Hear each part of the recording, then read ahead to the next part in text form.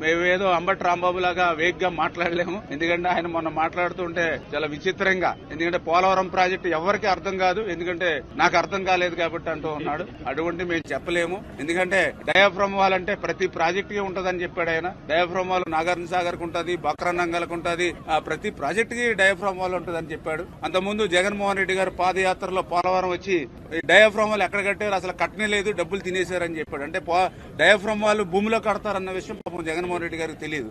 అందుకని పైకి ఏం కనపట్టలేదు, డయాఫ్రమ్ వాల్ ఎక్కడ కట్టారు, మొత్తం డబ్బులు నీటిలో చెప్పాడు.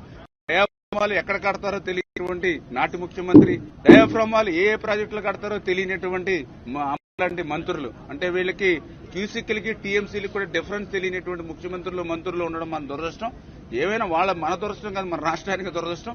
మళ్ళీ ఇవన్నీ కూడా 1 by 1 ఒక్కొక్కటి క్లియర్ చేసుకుని ఇదే మా మీద, ఎందుకంటే ఈ 5 years ఎక్స్పెక్టేషన్స్ ఉన్నాయి పబ్లిక్ నుంచి, ఆ ఎక్స్పెక్టేషన్స్ ని రీచ్ అవ్వాలి. At the same last 5 years లో వీడు చేసిన నష్టం విధ్వంసం ఏదైతుందో దాన్ని పూడ్చుకోవాలి. అంచేత మా అధికారులు అందరినీ కూడా మేము కూడా రిక్వెస్ట్ చేస్తూ ఉన్నాం, కొంచెం వర్క్ లోడ్ పెంచుకుని మనం పనిచేయాలని.